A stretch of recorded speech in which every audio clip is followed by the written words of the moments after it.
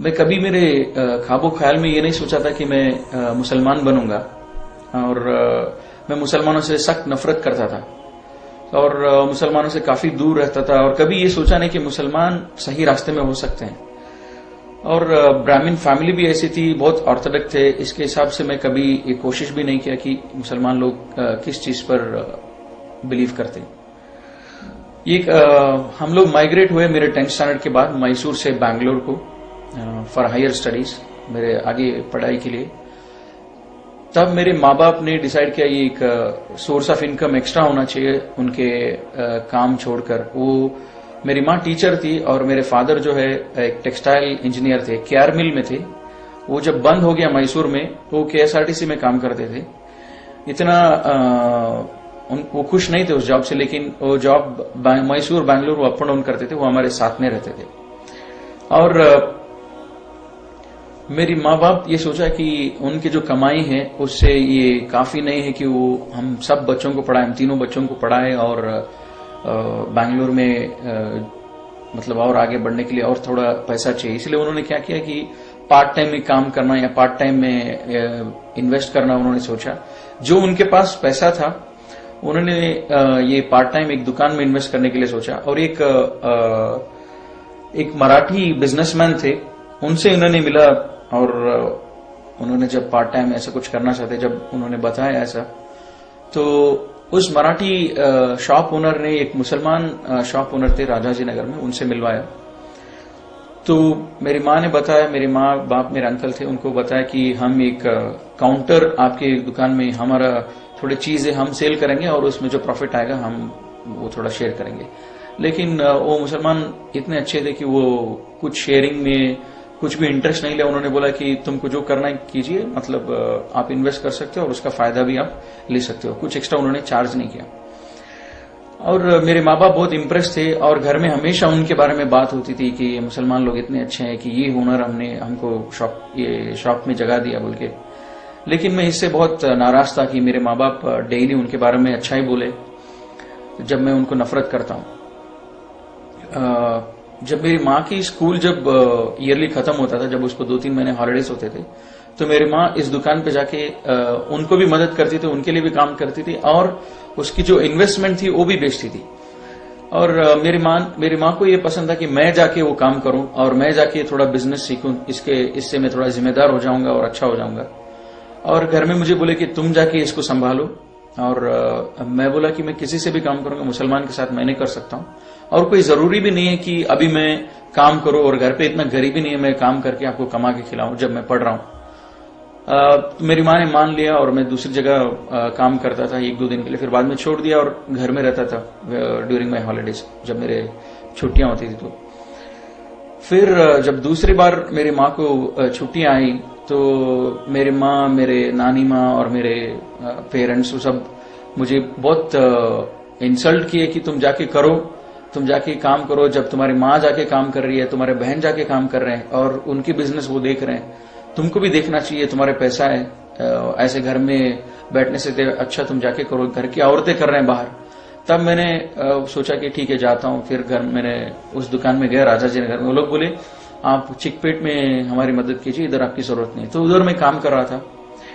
जब इधर मैंने काम करना शुरू किया, मुझे और ज्यादा गुस्सा आया कि इनको देखकर वहां पे हिंदू लड़कियां मुसलमान होते थे। तब मैं बहुत नफरत करता था उन लोगों को जो मुसलमान कराते थे ऐसे लोगों को। मैं सोचा ये मुस्लिम लोग इंडिया में क्या कर रहे हैं, इनको तो जगह पाकिस्तान में है, ये लोग हमारे हिंदुओं को क्यों कन्वर्ट कर रहे हैं। तो फिर बहुत गुस्सा था, बहुत झगड़ा करता था उनसे। फिर ऐसी ये जब हो रहा था, वो शॉप के ओनर जो थे वो बैंगलोर में नहीं थे, वो कहीं और थे, बॉम्बे में थे। और इसी आर्गुमेंट में उन्होंने थोड़ी चीज बताई। फिर बाद में उन्होंने बोला कि आप कुरान पढ़ो, कुरान से आपको कुछ समझ में आएगी, एक किताब है। फिर बाद में मैं सोचा कि अच्छा मैं इनको सिखा। अब मैं हिंदू लड़कियों को जब पूछा तुम लोग क्यों इस्लाम में, वो लोग कुछ आंसर नहीं करते, तो वो इतना ही बोलते थे कि ये सच है इसलिए हम आ गए, या ज्यादा वो बोलते नहीं थे। और मैं सोचा कि अब आप लोग, ये लोग तो अनएजुकेटेड हैं, मैं ब्राह्मण फैमिली से हूं और मैं समझता हूं हिंदुइज्म क्या है बराबर, और मैं इनको एक सबक सिखाऊंगा, मैं इनको हिंदुइज्म सिखाऊंगा ताकि हम भी सच हैं। तब मैं हिंदुइज्म और ज्यादा गौर से देखने लगा कि हिंदुइज्म में है क्या। और मीन टाइम कुरान भी मैं पैरेलली कुरान भी पढ़ रहा था। थोड़े मैं एनालिसिस किए थोड़े भगवान की एज पर हिंदू बिलीफ वो क्या करते थे, उनकी क्या हिस्ट्री है, उनकी क्या बैकग्राउंड है, उनकी क्या ये है। उसके बाद मैं क्रिश्चियनिटी भी पढ़ा, फिर बाद में मैं इस्लाम कबूल किया। तो वो एनालिसिस मैं आपको बता रहा हूं। अभी पहले जो थे, जब मैं आरएसएस मेंबर था, हमको डेली सुबह में ये बोलते थे कि राम मंदिर हमारा है, कश्मीर हमारा है, तो ये सब होता था। फिर बाद में मैं सोचा कि राम मंदिर, जब उसको बोल रहे कि राम हमसे ज्यादा सबसे ज्यादा पावरफुल भगवान है, तो उसके बारे में थोड़ा एनालिसिस किया। राम जो है वो एक जो किंग बोलते हैं, जिसको बोलते हैं राजा, वो राजा के घर में पैदा होता है और उसकी 7 बीवियां होते हैं उस राजा को, और 7 बीवियों में एक बीवी के बेटे होते हैं राम। और कुछ फैमिली मिसअंडरस्टैंडिंग से इस भगवान को, जो एज पर हिंदू बिलीफ, इसको घर से बाहर निकाल देते हैं और उसको बोलते हैं वनवास। एक 14 ईयर्स ये वनवास को भेजते हैं जंगल में। इस टाइम पे क्या होता है, रावण एक राक्षस है और वो राक्षस राम की वाइफ को किडनैप करना चाहता है। और जब ये प्लान बना रहा है, राम को ये मालूम भी नहीं कि मेरी वाइफ को कोई किडनैप करने के लिए प्लान कर रहा है, और राम को ये मालूम नहीं हो रहा है कि इस बात राम को मालूम ही नहीं हो रहा है। तो मैं सोचा कि भगवान को अगर उसको मालूम ही नहीं हो रहा है, उसके घर वालों पर अटैक हो रहा है, तो उसको क्या मालूम रहेगा मेरे ऊपर क्या मुसीबत आएगी, मुझे कैसे बचाएंगे।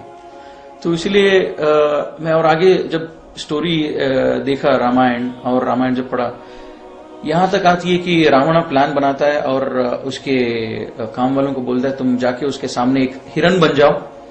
जब तुम हिरन बन जाओगे, राम और लक्ष्मण जो है तुम्हारे पीछे भागेंगे, और जब तुम्हारे पीछे भागेंगे तुम ज्यादा दूर भागो, और जब राम और लक्ष्मण जब ज्यादा दूर चले जाए घर से, तब मैं आके सीता को किडनैप करूंगा।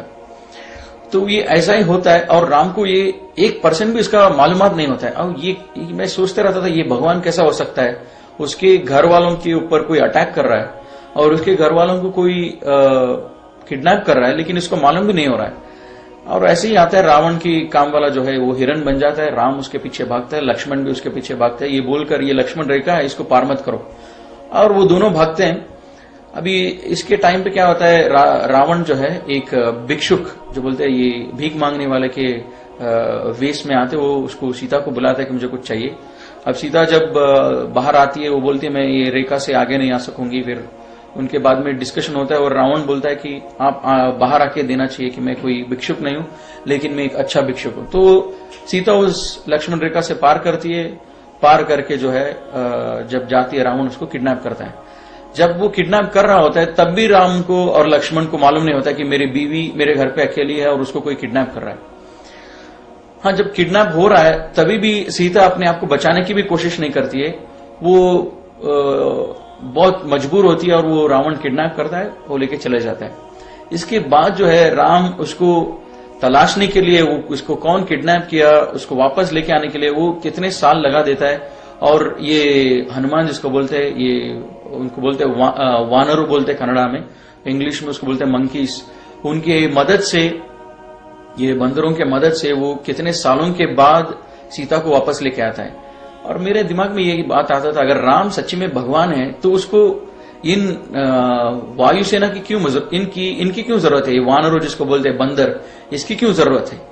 ये खुद जाके लेके आ सकता है। अगर ये भगवान है तो इसकी कोई जरूरत नहीं कि इसको किसी और की मदद की जरूरत नहीं, भगवान खुद अपनी काम कर सकता है। लेकिन इसकी वाइफ को लेके आने के लिए ये बंदरों की मदद से लेके आता है। फिर भी लेके आने के बाद सीता को बोलता है कि मैं लोग तुम पर शक कर रहे हैं, तो इसीलिए तुमको एक टेस्ट करना पड़ेगा, तुम पे एक टेस्ट किया जाएगा, जिसे इसको बोलते हैं कन्नड़ा में अग्नि परीक्षा। वो अग्नि परीक्षा मतलब ये एक आग से तुमको जाना पड़ेगा, जब तुमको हार्म कुछ नहीं होता इसका मतलब तुम प्योर हो। तो वो आग से निकलती है, फिर बाद में राम उसको कबूल करता है, वो एंड है। तो मैं सोचता था राम हिंदू के हिसाब से वो एक भगवान है और सीता भी एक भगवान है। जब भगवान एक दूसरे के ऊपर भरोसा नहीं करते हैं तो ये बात कुछ समझ में नहीं आती, भगवान के ऊपर क्यों भरोसा नहीं करता है।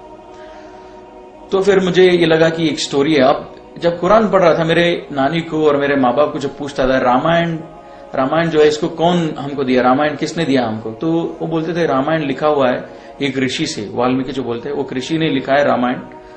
तो ये मैं सोचता था राम, मेरे नानी बोल रही है रामायण लिखा हुआ है। जब मैं उसको पूछा कुरान क्या है, वो बोलती थी कुरान जो है मुसलमानों के ऊपर उसके भगवान ने उनको दिया है, ये कोई लिखा नहीं है, भगवान ने दिया है। तब मैं सोचा नेचुरली जब ये किताब जो भगवान से है वो ज्यादा पावरफुल रहेगी, जो किताब लिखी हुई है वो ज्यादा वीक रहेगी। तो मैं सोचा भगवान से है कुरान, इसका क्या प्रूफ है? तो मैं तलाश करने लगा और भी एनालिसिस किया, जैसे गणेश है। और गणेश की जब मैं एनालिसिस किया, गणेश भगवान हम इसको मानते हैं जब मैं हिंदू था। अभी पार्वती जिसकी पत्नी है, ईश्वर शिवा जिसको बोलते हैं, ईश्वर एक जो मोस्ट पावरफुल गॉड है, एक मोस्ट पावरफुल सबसे ताकतवर भगवान है। और ये ईश्वर की पत्नी है पार्वती। ईश्वर इतना ताकतवर है, अगर वो तीसरा आंख भी खोल देगा तो वो दुनिया भस्म हो जाएगा, ऐसा सब बिलीफ है। तब तो ऐसी ताकतवर भगवान की ये पत्नी है पार्वती, और वो भी भगवान है, गॉडेस बोलते हैं इंग्लिश में उसको। तो पार्वती उसको नहाना होता है और वो गणेश को बना देती है कि तुम मेरा वॉचमैन रहो। मैं सोचता था इतनी पावरफुल, इतनी ताकतवर भगवान की बीवी को सिक्योरिटी क्या जरूरत है? फिर भी वो बनाती है गणेश को, फिर वो नहाने जाती है और ईश्वरा जो है घर में दाखिल होता है। उसके घर में जब आता है वो पूछता है गणेश को, तुम कौन हो? तो मैं ताज्जुब हो गया ये पढ़ के और ये देख के भी कि ये कैसा सवाल पूछ सकता है ईश्वर, जब उसको इतना भी इल्म नहीं है उसके घर में क्या हो रहा है। उसकी बीवी ने उस गणेश को बनाया और उसको इल्म में ये भी मालूम नहीं कि इसको कौन बनाया और मेरे घर में ये कब आया। वो आके पूछता है इसको तुम कौन हो? जब ये ताकतवर भगवान है, इसको इतना मालूम होना चाहिए पूरे दुनिया के हर कोने में क्या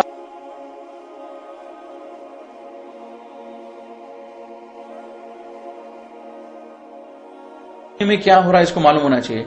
लेकिन ये भगवान घर में आके बात करता है और गणेश से पूछता है कि तुम कौन हो। इसका मतलब जब ईश्वरा को उसके खुद के घर में जो हो रहा है वो मालूम नहीं है, तो मेरे घर में या दूसरों के घर में जो प्रॉब्लम्स इस दुनिया में हो रहा है उसको कैसे पता चलेगा?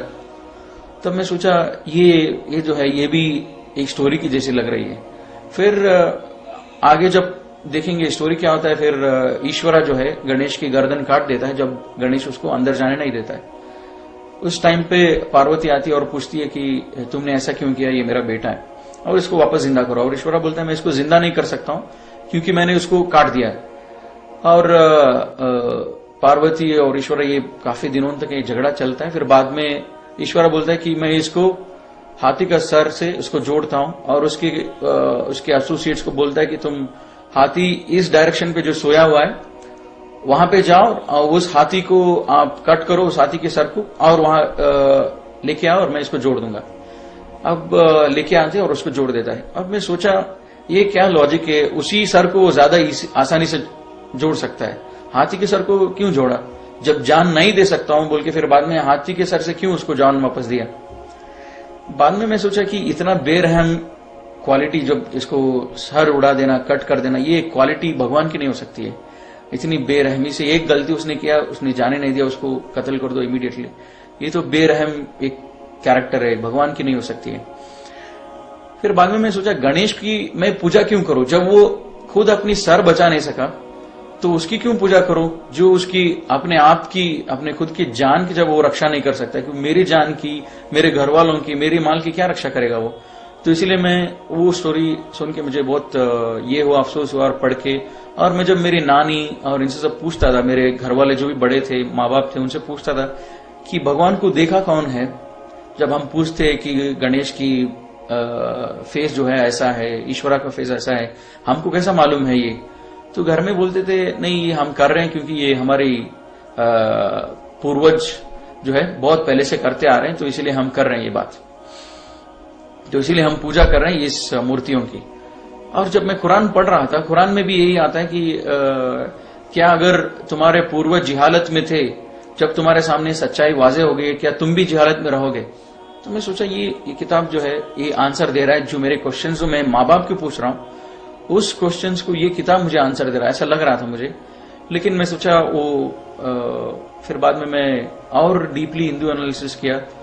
मैसूर का था, हमारे मैसूर में चामुंडेश्वरी हिल जो है, वो हिल एक विटनेस है, ये एक भगवान थी, एक भगवान है बोल के, इसलिए मैं सोचा ये शायद ये भगवान मुझे बचा लेगी इस मुसलमान से आर्ग्यू करने के लिए। जब मैं उसके बारे में जब थोड़ा जानकारी लिया, वो भगवान चामुंडेश्वरी जिसको बोलते हैं, महिषासुर एक बड़ा राक्षस होता है। हिंदुइज्म में एक कॉन्सेप्ट है कि ये देवरु राक्षसरु, इनके बीच में हमेशा लड़ाई होती रहती है। ये राक्षसरु एक सेक्ट है, ये लोग जब राक्षस होते हैं, और ये राक्षस का ऑब्जेक्टिव इतना है कि ये लोग दुनिया में सबसे बड़े हो जाएं और ये देवरु जो है उनको खत्म करें। तो ये दोनों के बीच में बार बार लड़ाई होती रहती है। तो महिषासुर जो भी है वो भी एक राक्षस होता है, और ये राक्षस जो है ये लंबी तपस्या में बैठता है काफी सालों तक। जब इसकी तपस्या कबूल होता है, ब्रह्मा जो क्रिएटर है हिंदू बिलीफ के हिसाब से, वो इस तपस्या को कबूल करता है और वो बोलता है आपको जो चाहिए मांगे मैं दूंगा। और ये महिषासुर, ये जो राक्षस है, ये पूछता है कि मुझे सबसे ज्यादा ताकतवर बनाओ और मुझे अमर बनाओ, मुझे चिरंजीव बनाओ, मतलब मुझे कभी मौत नहीं आना चाहिए। और ब्रह्मा बोलता है ठीक है, ये विश आपको, ये वर मैंने आपको दे दिया। अब क्या होता है, और एक कॉन्सेप्ट है कि ये भगवान हिंदू हिसाब से, हिंदू के बिलीफ के हिसाब से ये एक जगह पर रहते हैं, उसको बोलते हैं देवलोक। और जो राक्षस रहते हैं उनका अलग जगह होता है, और मानव जो बोलते हैं मनुष्य और ये ह्यूमन बीइंग जो बोलते हैं उनका जगह है ये दुनिया। और ये राक्षस महिषासुर को जब मिल जाता है एक वर, सबसे ताकतवर बन जाऊंगा, और सबसे ताकतवर बनता है और इसको मौत कभी टच नहीं करेगी, ये जाता है देवलोका को और सबको देवताओं को मारने के लिए। मैं सोचता था कि ये कैसा कॉन्सेप्ट है। ये राक्षस तपस्या में बैठा, एक इबादत में बैठा इतने साल तो, और इतने साल के बाद उसने भगवान से वर मांगा कि मुझे ताकतवर बनाओ, और उसको भगवान ने वर दिया। फिर उसी भगवान की ये कत्ल करने जा रहे हैं। तो इसका मतलब मैं भगवान को उल्लू बना सकता हूं। कभी भी भगवान 10 साल बैठो, भगवान से वर ले लो और उसके बाद में उसी को मारने लगो। तो मैं सोचा ये एक इमेजिनरी स्टोरी है, ये सच नहीं हो सकता है, ये लॉजिकल नहीं है। तो बाद में क्या हुआ, ये राक्षस जब सबको मार रहा होता है, ये लोग देवते बोलते हैं, देवतेगणु, ये लोग सब जाके इनसे मिलते हैं, ब्रह्मा विष्णु महेश्वरा, इनसे जाके मिलते हैं और इनको पूछते हैं कि हम ऐसे मुसीबत में हैं, ये महिषासुर जो है हमको मार रहा है, हम क्या करें अभी। ये ब्रह्मा बोलते हैं अरे इसको मैंने वर दिया है, अभी मैं इसको वापस नहीं ले सकता, मैं वापस अगर लूंगा ये फिर से भी डीएक्टिवेट नहीं होगा, इसका एक बार मैंने वर दे दिया, मैं वापस नहीं ले सकता हूं। तो मैं सोचा कि ऐसा कैसा हो सकता है, मैं 10 साल बैठ के भगवान को उल्लू बना के एक वर ले लूं और बाद में उल्टा मैं भगवान को ही मारना शुरू कर दूं, ये सच नहीं हो सकता है। फिर ब्रह्मा बोलते हैं अच्छा मेरे पास एक रास्ता है इसको मारने के लिए, मैंने जो इसको वर दिया है, तुम सबसे ज्यादा ताकतवर हो जो दुनिया में ऑलरेडी हैं, भगवान आदमी कोई भी हो, तुम सबसे ज्यादा ताकतवर हो जो अभी मौजूद है इस दुनिया में, लेकिन जो आने वाले हैं उनसे ज्यादा ये ताकतवर रहेगा, ये तो वर नहीं दिया हूं। तो इसलिए हम ये काम करेंगे, एक नया एक भगवान को हम पैदा करेंगे जो उससे ज्यादा ताकतवर होगा और वो उसको मारेगा। तो ये क्या करते हैं, विष्णु बोलता है मैं औरत हो जाऊंगा, और शिवा जो है बोलता है कि मैं और तुम, हमारा मिलन होगा, हमारे मिलन से जो बच्चा पैदा होगा वो बच्चा जो है वो नया भगवान होगा और वो महिषासुर को कत्ल करेगा। और जो बच्चा पैदा होता है उसका नाम होता है चामुंडेश्वरी, वो लड़की होती है उसको चामुंडेश्वरी बोल के नाम रखते हैं, मतलब चामुंडेश्वरी, वो ईश्वर का भी नाम ही आता है चामुंडेश्वरी। वो जाके उसको कत्ल कर देती है महिषासुर को। मैं सोचा एक मिनट के लिए सोचा अगर मैं भगवान होता, मैं ब्रह्मा के जगह होता, तो मैं कभी, मुझे मालूम हो जाता था कि ये राक्षस 10 साल के लिए इसलिए बैठा है मुझे मारने के लिए, ये देवरों को खत्म करने के लिए इसलिए बैठा है, तो मैं कभी वर नहीं देता। ऐसा पूरा ड्रामा करने से अच्छा मैं वर नहीं देता, और या तो वर देने के बाद उसको कत्ल कर देता। तो ये सब देख के मुझे लगा एक हिंदुइज्म एक माइथोलॉजी, और मेरे माँ बाप और सब लोग बोल रहे कि हमारे भगवान जो हम जिसको पूज रहे हैं, जो भी हमारे मूर्तियां हैं, बस ये लोग, ये सच कोई किताब में नहीं है, लेकिन हम कर रहे हैं इसलिए क्योंकि ये हमारे पूर्वज कर देते। और एक ऐसी चीज थी जिससे मुझे ये आसान हुआ हिंदुइज्म के बारे में बिलीफ छोड़ने के लिए, कि हमारे घर में एक कॉन्सेप्ट है मने देवरू, जिसको बोलते हैं घर का भगवान। हर एक घर का अपना अपना खुद का भगवान होता है। तो मेरे घर में भी हमारा मने देवरो जो बोलते हैं, हमारा घर का भगवान जो था वो स्नेक था, स्नेक, सांप। और मेरे कजिन का मने देवरो घर का भगवान था ईगल। मेरे घर में जब भी फेस्टिवल होता था मेरी माँ बोलती थी कि उनके घर पे जाओ मत, और उनके घर में जब फेस्टिवल होता था वो बोलते थे कि मेरे कजिन को मेरे घर पे आओ मत, क्योंकि ये ईगल गॉड और स्नेक गॉड और बोथ आर एनिमीज। तो मेरी माँ बोलती थी तुम्हारा गॉड जो है वो स्नेक है, अब उनका गॉड ईगल है, तब जब तुम फेस्टिवल में जाओगे तो तुमको प्रॉब्लम हो जाएगा। मैं सोचता था हाउ इलॉजिकल इट इज, ये तुम क्या बोल रही है, ये सब मुझे समझ में नहीं आती है, क्योंकि मैं कजिन के घर जाना चाहता हूँ और अच्छा खाना खाना चाहता हूँ उधर भी, because I want to show my new dresses there, लेकिन तुम बोल रहे हो तुम जाओ मत। ये कैसा हो सकता है, भगवान और भगवान के बीच में दुश्मनी। और अल्लाह ताला कुरान में बोलता है कि इस कायनात को बनाने में अगर एक से ज्यादा लोग होते, एक से ज्यादा क्रिएटर होते, तो बहुत ज्यादा कंफ्यूजन होता है इस दुनिया में। तो मैं ये कंफ्यूजन मेरे घर में ही दिख रहा है, क्योंकि मेरी माँ बोल रही है हमारा घर का भगवान जो है स्नेक है, और मेरे कजिन का घर का भगवान जो है वो जो है ईगल है। तो ये भी एक ऐसी चीज थी which help me to I believe more in Islam. ये ऐसे सब चीज थी, और कुरान इसके बारे में लाइव अल्लाह ताला is talking to me in this book. Allah Taala बोल रहा है कि ये अगर इस दुनिया को बनाने में बहुत सारे भगवान होते तो उन भगवानों के बीच में बहुत सारे प्रॉब्लम भी होते। जैसे मैंने देखा रावण और राम और ब्रह्मा, महिषासुरा और जो है ईश्वरा, पार्वती, और ये सब जब देखा मैं, एक भगवान को दूसरे भगवान के बारे में मालूम ही नहीं है, जानकारी नहीं है। एक भगवान एक काम करता है, उसके बारे में दूसरे भगवान को मालूम नहीं है। जब ब्रह्मा ने महिषासुरा को वर दिया, उसके बारे में शिवा को मालूम नहीं, विष्णु को मालूम नहीं। जब ये सब कंफ्यूजन ही है, तो अल्लाह ताला कुरान में भी यही बोल रहा है कि अगर इस दुनिया को और इस दुनिया में अगर एक से ज्यादा खुदा होते, तो एक से ज्यादा क्रिएटर होते, एक से ज्यादा अल्लाह होते, तो बहुत सारे प्रॉब्लम होते। तो मैंने थोड़ा क्रिश्चियनिटी भी पढ़ा। जब मैं 10th स्टैंडर्ड में जब था इंडिया में, मैसूर में, उधर एक पुष्पाश्रम बोल के एक जगह था, वहां पे क्रिश्चियंस लोग, फादर्स लोगों को ग्रेजुएट करते थे। तो उधर मैं क्रिसमस में कभी जाता था, उनकी हम लोग एक टूर के हिसाब से उधर जाते थे और देखते थे। हमारे फैमिली सबको लोग बुलाते थे, हम पूरे माँ बाप के साथ जाके देखते थे। वो जो मूर्तियां रखते थे जीसस की, मदर मेरी की, हम लोग देखते थे। वो उतना इल्म मुझे था, ये लोग क्रिश्चियंस भी जीसस को पूछते हैं। जब मैं थोड़ा ज्यादा जानकारी लिया तब मुझे मालूम पड़ा, ये बोलते हैं Jesus is the only son of God, only begotten son of the God. मतलब जो एक बेटा है, खुदा का बेटा है जो बोलते हैं।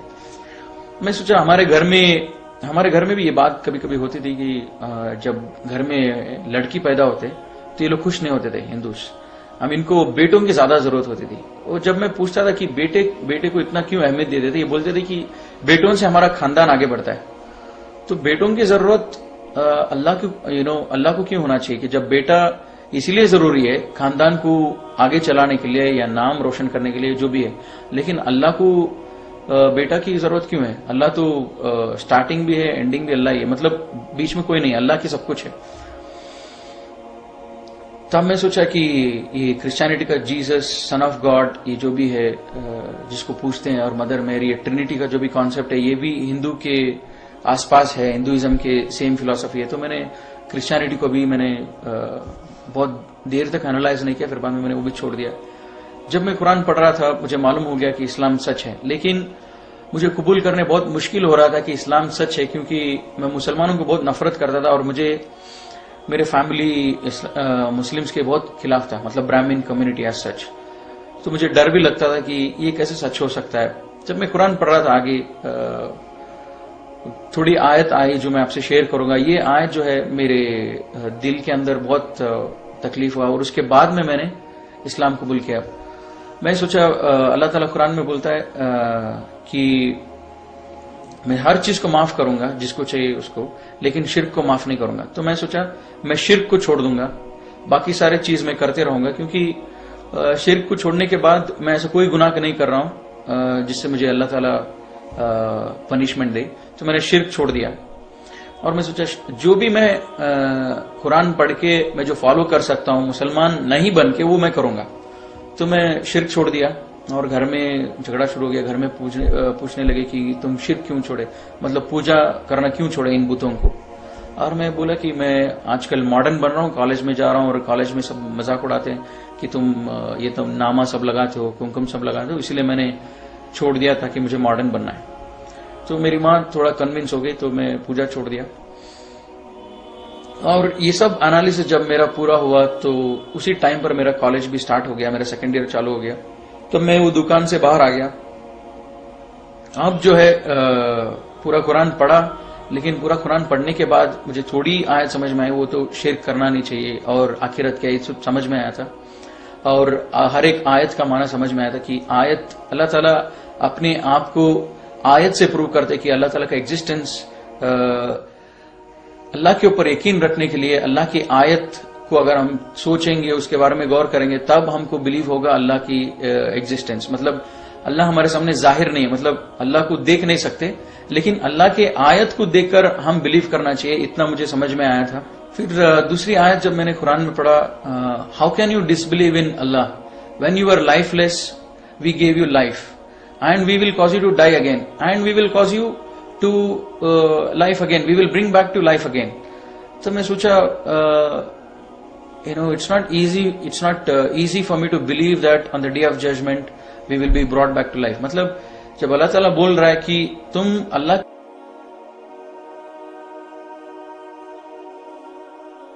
के ऊपर कुफ्र कैसे कर सकते हो जब तुम नहीं थे और बाद में तुमको अल्लाह ने एक लाइफ दिया, फिर बाद में अल्लाह तुमको मौत देगा, फिर उसके बाद में अल्लाह तुमको फिर से वापस जिंदगी देगा, खड़ा करेगा आखिरत के दिन। तो मैं सोचा हाँ ये सच है, अल्लाह ताला जो बोल रहा है ये सच है। क्यों 18-20 ईयर्स बैक मेरा एग्जिस्टेंस ही नहीं था, I was not there before I was born. लेकिन ये धरती तो था, मेरे पैदा होने से पहले सेंचुरीज के हिसाब से ये धरती चल रही थी। लेकिन अभी ऐसा कैसा हो सकता है कि how I disbelieve in Allah. Allah says you are lifeless. हाँ मुझे 20-25 years back I was lifeless, मैं नहीं था इस धरती पे। फिर बाद में Allah gave me life, yes Allah gave me life, then afterwards he will cause me to die, we know that we will die, और मैं एक दिन मरूंगा, फिर Allah will bring back me to life again on the day of judgement. And हाँ Allah मुझे फिर से जिंदगी देंगे आखिरत के दिन। जब ये दोनों सच है, मैं जिंदा नहीं था मेरे पैदा होने से पहले, फिर अल्लाह ने मुझे जिंदा किया, अल्लाह ने मुझे लाइफ दिया, फिर मुझे मौत भी देगा अल्लाह ताला, ये दोनों अगर सच है तो तीसरी चीज भी सच है। और this help me to believe in the day of judgement.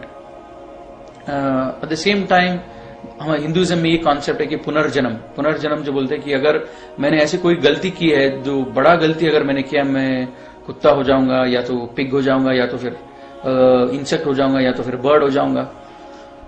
मैं सोचा अगर मुझे कुत्ता पसंद नहीं है, मुझे कुत्ता होना पसंद नहीं है, मैं कुछ भी हो सकता हूं लेकिन कुत्ता होना पसंद नहीं है, पिग होना मुझे पसंद नहीं है, तो मैं क्या काम करूं जिससे मैं कुत्ता होना बच जाऊं या पिग होना बच जाऊं। ये दोनों चीज मैं बनना नहीं चाहता हूं, ये दोनों चीज से मैं कैसे बचूं पुनर्जन्म में। मैं सोचता था इसके बारे में।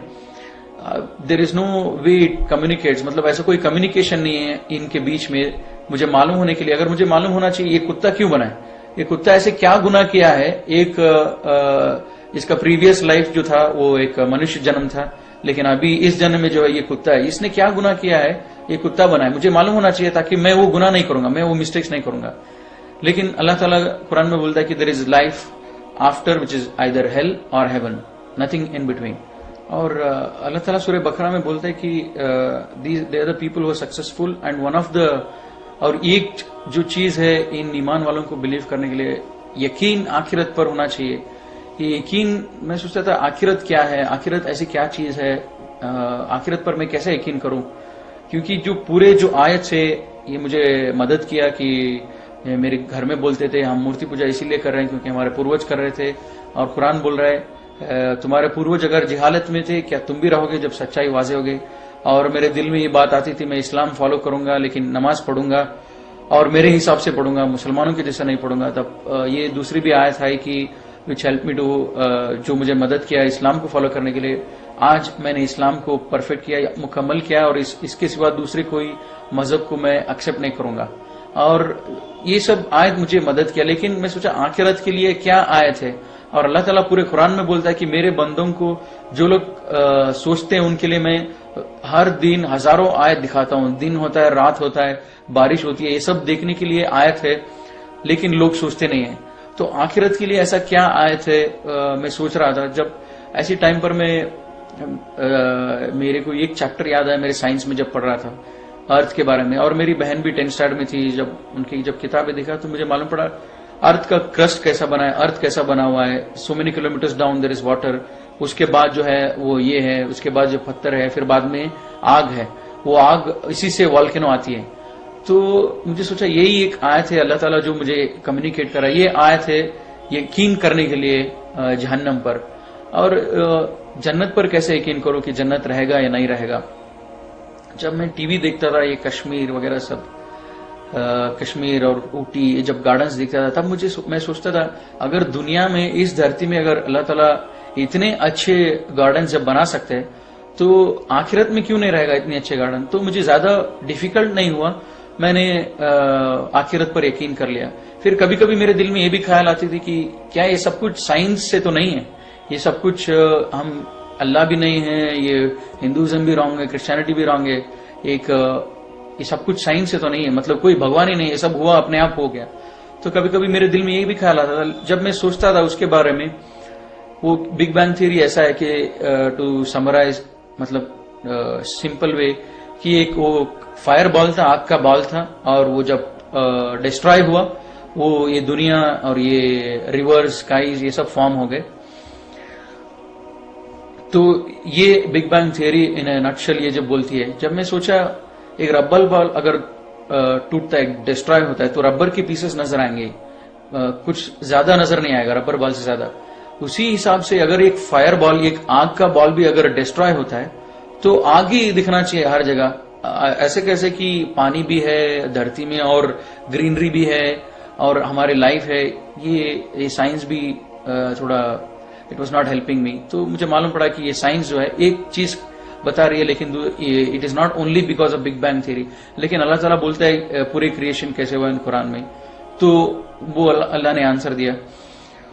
अब जब मेरा कॉलेज स्टार्ट हुआ तब मैं पूरा फुल टाइम उस दुकान में नहीं जाता था, लेकिन सैटरडे संडे उस दुकान में जाता था, क्योंकि उस ओनर से भी अच्छी दोस्ती हो गई थी। वो उनका बिहेवियर अच्छा था, जब हमारा सैलरी टाइम पे देते थे, ज्यादा चीटिंग नहीं करते थे मेरे माँ के बिजनेस में, और हमको सब मदद करते थे, और जो भी दुकान में थे उन सबकी मदद करते थे जब जरूरत हो। तब मैं सोचा उनसे मिलने के लिए जाऊंगा। हर सैटरडे संडे जाता था, और जब भी जाता वो बिजी रहते थे उनके काम में, और मैं कुरान पढ़ता था। जब कुरान पढ़ता था नेक्स्ट टाइम जब गया मैं, और हमेशा जब भी मैं कुरान पढ़ने फिर से शुरू करता, मुझे डर लगता था लास्ट टाइम मैंने पढ़ा नहीं बराबर, तो फिर से शुरू करता था कुरान पढ़ने बिगिनिंग से, सूरह फातिहा, सूरह बकरा, फिर से शुरू करता था। जब फिर से शुरू किया कुरान में, एक आयत ऐसा आया सूरह बकरा में, this is the book of which this is the book from your lord on which there is no doubt, and this is a guidance for those who are conscious and who have the faith in Allah and faith in unseen and who have faith in the hereafter. And तो ये आयत एक 6 आयत थी, उससे मुझे डर लग रहा था और मैंने नमाज पढ़ना शुरू किया। वो 6 आयत था, one is we should believe in we should have the consciousness and we should believe in the unseen, which is Allah subhanahu wa ta'ala जो दिखते नहीं है, और एंजल्स और आखिरत उस पर। और दूसरी चीज वो है कि एस्टैब्लिश प्रेयर, और चौथी चीज believe in what is revealed on prophet Muhammad सल्लल्लाहु अलैहि वसल्लम and what was revealed before him. जो प्रॉफिट सल्लल्लाहु अलैहि वसल्लम के ऊपर नाजिल हुआ और उनसे पहले जो नाजिल हुआ उसके ऊपर ईमान लेके आना, ये थी। और जो हमने दिया है आपको उससे खर्च करो, मतलब जकात दो वगैरह, सदका करो। एंड फाइनल चीज था कि आखिरत पर यकीन रखने वाले ये लोग हैं जो रियली सक्सेसफुल हैं, और ये लोग ट्रू गाइडेंस पर हैं, ये लोग जो है सही हिदायत पर हैं। इसीलिए जब ये आयत पढ़ा तब मुझे लगा कि ये आयत के हिसाब से मैं सक्सेसफुल नहीं हूं, कि मैंने शिर्क छोड़ दिया। लेकिन ये आयत बोलता है कि who are conscious and who have believe in unseen and were steadfast in the prayer, were establishing the prayers. अब बाकी चीज ज़कात ये सब तो मेरे लिए इंपॉर्टेंट नहीं था, मतलब मैं उसका एलिजिबल नहीं था। तो मुझे अब जरूरी है कि मैं प्रेयर को एस्टैब्लिश करूं, मतलब मेरे नमाज जो है इसको शुरू करूं। और मैं 2 दिन हो गया, मैं घर चला गया और मैं सोचता रहा मुझे अभी प्रेयर पढ़ना है, कैसे पढ़ना है वगैरह सब। अब मैं इन लोगों से मिला जो ऑलरेडी मुसलमान हुए थे, उनसे पूछा कि तुम लोग कैसे नमाज पढ़ते हो। वो लोगों ने एक डायरी दिखाया, ब्लैक डायरी, हम कन्नड़ा में लिखे, इससे सीखे, हम इससे नमाज पढ़ना शुरू किया। तब मैं भी नमाज पढ़ना शुरू किया जब वो लोग जैसे कर रहे थे। लेकिन नमाज पढ़ने से पहले मैंने ये सूरा जब कोशिश किया पढ़ने के लिए, बहुत मुश्किल हो रहा था मुझे। अल्हम्दुलिल्लाह बोलने के लिए भी मुझे बहुत तकलीफ होता था, क्योंकि ये अरबिक जबान इतना आसान नहीं था मुझे बोलने के लिए। तो काफी टाइम लगा ये सूरा सीखने के लिए। जब सूरा सीखता था बीच में मुझे कभी कभी ये ख्याल भी आता था कि मैं मुसलमानों की जैसा नमाज क्यों पढ़ूं। मैं नमाज पढ़ूंगा मेरे हिसाब से पढ़ूंगा, मेरे हिसाब से मैं नमाज पढ़ूंगा, मेरे हिसाब से मैं अल्लाह से मांगूंगा, अल्लाह से इबादत करूंगा, इनकी जैसा क्यों करूं। और ये अरबिक मुश्किल भी है, तो मैं सोचा मैं इंग्लिश में पढ़ूंगा, नहीं तो कन्नड़ा में पढ़ूंगा, पूरे ट्रांसलेशन है, तो अरबिक में क्यों पढ़ना चाहिए। तब मैं ये सोचा, थोड़े दिन में सोचा अच्छा ठीक है ऐसे ही करते हैं। तो मैं फिर से जब गया नेक्स्ट सैटरडे संडे उधर कुरान पढ़ने के लिए, तब सूरह इमरान में मुझे एक आयत आती है, today we have perfected this religion and we have chosen Islam for you. Apart from this religion no other religion is accepted and anybody else follows other than this they are thrown to hell fire. मुझे डर लगने लगा कि पहले दिन मैंने decide किया मैं शिर्क नहीं करूंगा, और जब नेक्स्ट टाइम जब कुरान पढ़ा ये बोल रहा है कि एस्टैब्लिश प्रेयर। अब मैं एस्टैब्लिश प्रेयर करने सोच रहा था। जब एस्टैब्लिश प्रेयर करने के लिए जब पूरे सूराज जब पढ़ रहा था, इतना मुश्किल हो रहा था, मैंने सोचा मेरे हिसाब से मैं नमाज पढ़ूंगा। अब कुरान बोलता है मुझे Islam is the only religion which is accepted. तो मुझे धीरे धीरे डर लगने लगा और ये यकीन आता रहा कि ये किताब जो है एक आदमी लिख नहीं सकता है। जो मेरे दिल के अंदर जो स्ट्रगल हो रहा है, मेरे दिल के अंदर जो दिन रात में सोच रहा हूं कि ये सच है, ये सही है, अच्छा ऐसा करूंगा वैसा करूंगा, ये जो हो रहा है उसके जवाब जो है ये कुरान में मुझे मिल रहा है। और मैं ये बात किसी से बोल नहीं रहा हूं, ये इसका जवाब मुझे कुरान से मिल रहा है। मेरे जिसके दिल के हालत पर कुरान मुझे कमांड कर रहा है कि ये सही है, ये गलत है। तो मुझे डर भी लगने लगा और यकीन होने लगा कि इस किताब को एक आदमी नहीं लिख सकता है। मुझे जो भी बनाया हो, जो बनाया है, मुझे जो बनाया है वही इस किताब को नाजिल कर सकता है। तब मुझे यकीन आने लगा ये किताब जो है अल्लाह की तरफ से। फिर मैं बहुत मेहनत किया, 3-4 महीने लगे, फिर नमाज पढ़ना शुरू हुआ, सब सूराज लर्न किया, फिर नमाज पढ़ रहा था। और कभी कभी नमाज मेरी होती थी, कभी कभी नहीं होती थी, क्योंकि घर पे मेरे माँ बाप के सामने तो नहीं पढ़ता था। और अभी नमाज तो पढ़ रहा हूँ, शिर्क नहीं कर रहा हूँ, नमाज पढ़ रहा हूँ, लेकिन मैं सोचा अभी ठीक चल रहा है, अब जरूरी नहीं कि मैं और आगे जाऊं। तो मैं सोचा अभी मेरा पढ़ाई कंप्लीट कर लेता हूं, मैं इंजीनियरिंग फिनिश करता हूं, फिर बाद में मैं एमबीए करूंगा, उसके बाद में मैं इस्लाम कबूल करूंगा। तब तक मैं इस्लाम नहीं कबूल करूंगा, तब तक मैं शिर्क छोड़ूंगा और नमाज पढ़ूंगा। ये दो से ज्यादा मैं आगे नहीं बढ़ूंगा। जब नेक्स्ट टाइम मैं जब कुरान पढ़ने लगा, फिर से जैसे मैं शुरू से पढ़ने लगा, सूरह बकरा में दूसरी आयत आती है कि ये लोग किस चीज के लिए इंतजार कर रहे हैं। ये लोग इंतजार कर रहे हैं अल्लाह और अल्लाह की मलाइका को, जब वो आसमान में आ जाए तब तो क़यामत है, मतलब then the matter is settled.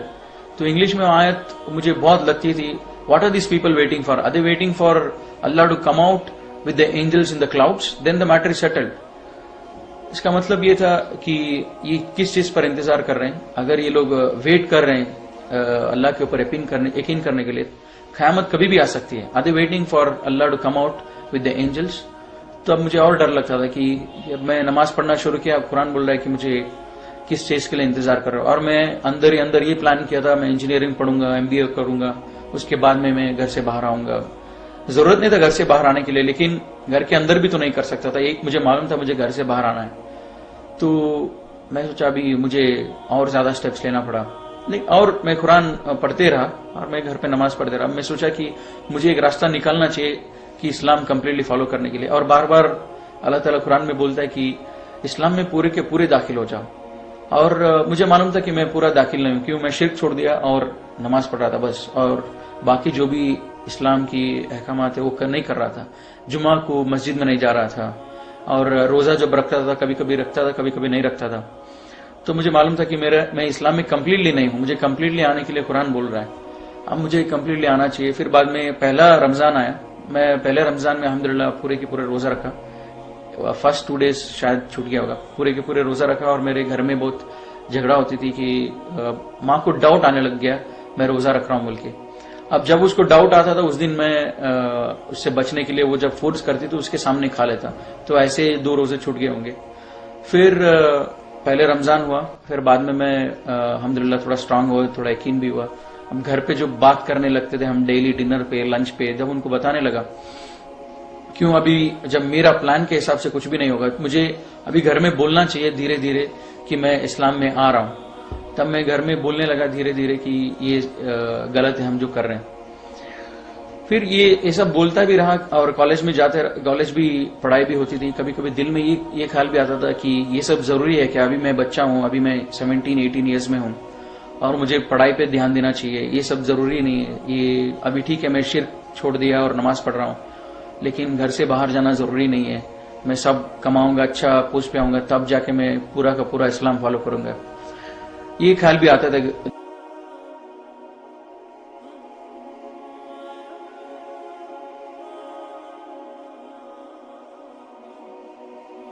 कभी नमाज के लिए भी इरेगुलर हो जाता था। जब घर में नमाज पढ़ने की अपॉर्चुनिटी भी जब होते थे वो नमाज छोड़ देता था कोई भी बहाना लेके। फिर बाद में कभी भी हॉलीडेज आता, सैटरडे संडे, फिर वो दुकान में जाता, कुरान पढ़ता था। जिससे बिगिनिंग से जब पढ़ता था वो कुरान में आता था कि सूरह बकरा में there are people who say we believe in Allah in the last day and they are deceiving Allah, they think they are deceiving Allah and the believers but they are not deceiving anybody else, they are deceiving themselves. इसका मतलब ये कि थोड़े लोग हैं जो बोलते हैं कि हम अल्लाह पर ईमान रखते हैं और आखिरत पर ईमान रखते हैं, लेकिन वो हकीकत पे ईमान नहीं रखते हैं। वो बस एक मजाक कर रहे हैं, एक धोखा दे रहे हैं अल्लाह और अल्लाह के बंदों को।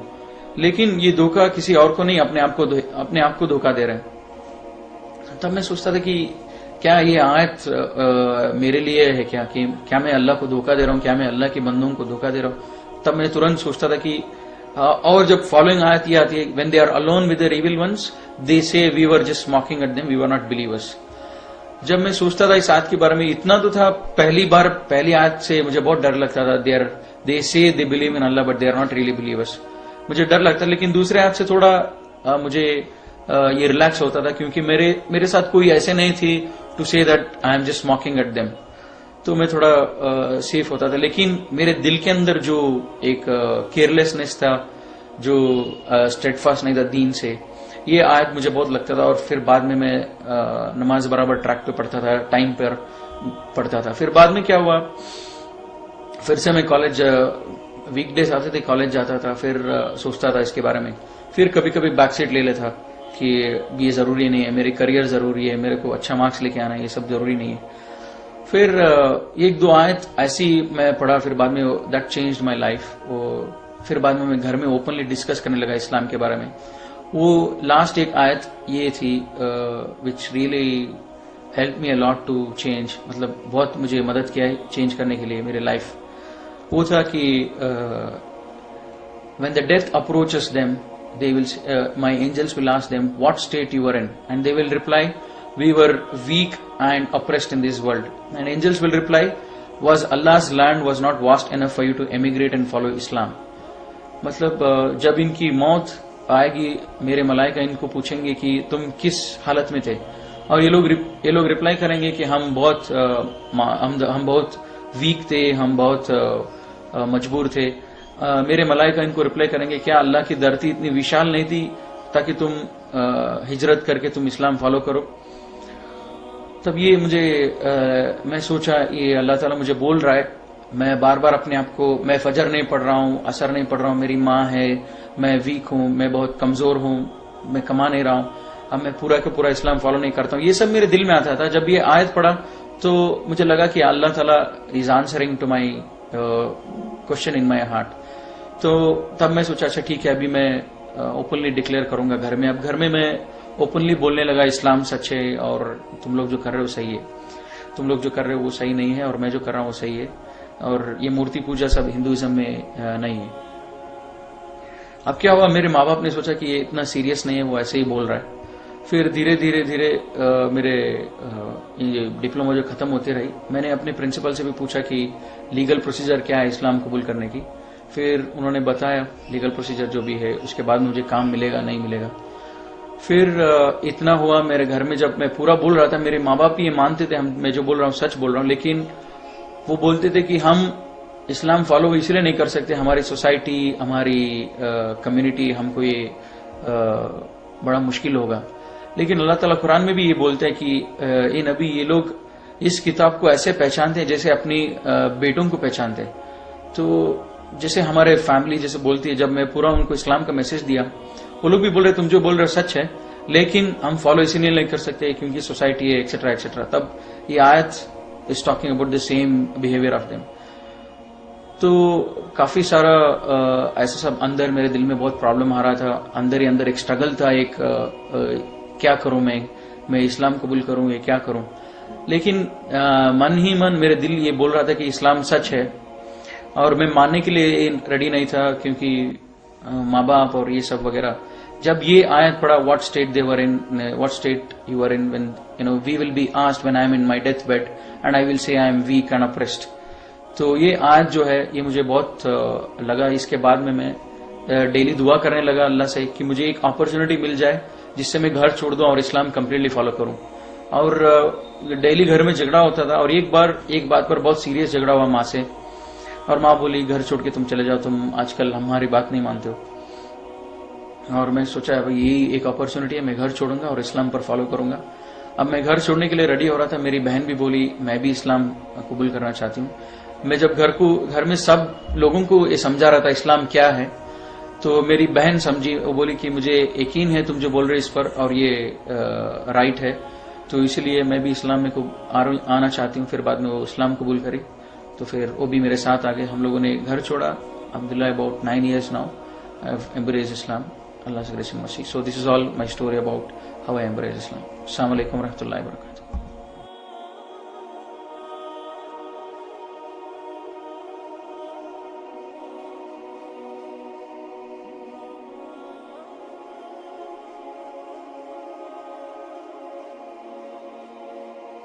Assalamu alaikum.